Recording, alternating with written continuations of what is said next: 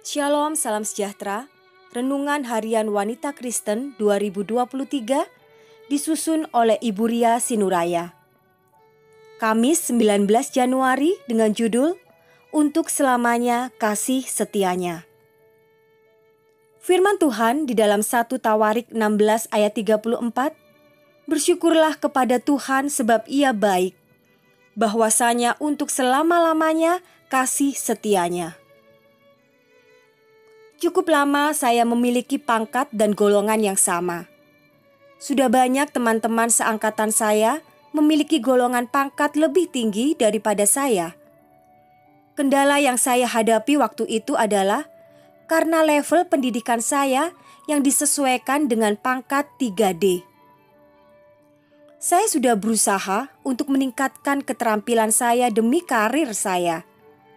Dalam beberapa tahun, setiap malam saya berdoa dalam doa pribadi saya agar Tuhan mau membantu karir saya. Usaha saya sudah cukup banyak. Dari hari ke hari, tanpa saya sadari, doa saya tiap malam sudah menjadi seperti hafalan saja. Selalu itu dan otomatis sama setiap malam. Luar biasanya, Tuhan mengubah struktur kepangkatan menjadi sistem kelas. Dari kelas terkecil sampai kelas 15. Sesuai pangkat saya, terakhir di tahun 2011, saya kelas 5 dan tidak naik sampai tahun 2020. Hanya oleh karena kebaikan Tuhanlah saya menjadi kelas 9 sekarang. Usaha saya kuliah hingga pasca sarjana tidak berpengaruh.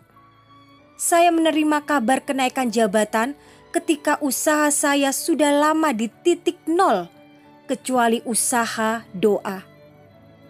Saya sangat bersyukur dan bahagia. Saya belajar ternyata cukup dengan menyerahkan semua beban kita kepada Tuhan dengan tekun, maka Ia akan membantu kita. Jawaban dan tindakan Tuhan terhadap permohonan doa kita terkadang membuat kita bertanya-tanya, apakah benar-benar Ia peduli kepadaku? Apakah Ia bisa merasakan kesusahan hatiku?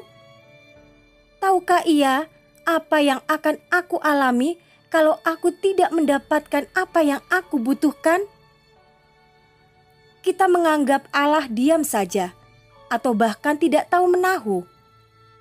Padahal ketahuilah bahwa Allah turut menderita bersama kita, bahkan lebih menderita karena melihat hasil ciptaannya hidup dalam dunia yang berdosa.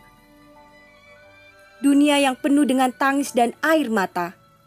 Dunia malang yang telah ternoda akibat perbuatan iblis yang jahat. Bayangkanlah betapa hati Sang Pencipta teriris menyaksikan anak-anak ciptaannya yang Ia jadikan serupa dengannya kini sedang mengalami jatuh bangunnya kehidupan di bumi yang berdosa. Ketika seorang anak terpisah dari ibunya oleh karena maut, Allah memalingkan wajahnya karena rasa iba yang sangat dalam, tak kuasa menyaksikan pemandangan duka di bawah tahta surgawi yang sedang berlangsung.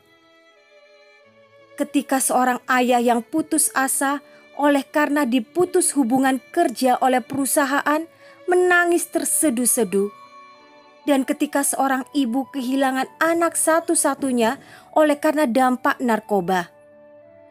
Betapa hati juru selamat itu terluka lebih dalam dari luka yang manusia rasakan. Ia ingin mengakhiri semua penderitaannya ini segera. Namun masih banyak anak-anaknya yang masih butuh waktu untuk mendengarkan berita Injil kekal lalu bertobat. Betapa tidak inginnya ia melihat orang-orang itu mati sia-sia tanpa mengenal kasih Allah. Kasih setianya adalah perisai kita di dunia ini.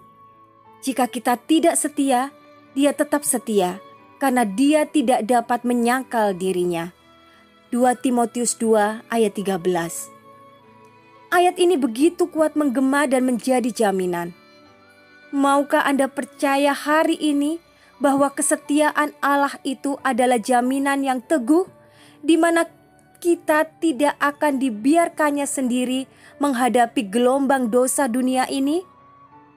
Berhentilah sesaat dan bacalah ulang ayat inti di atas dengan bersuara. Bersyukurlah kepada Tuhan sebab Ia baik, bahwasanya untuk selama-lamanya kasih setianya. Amin.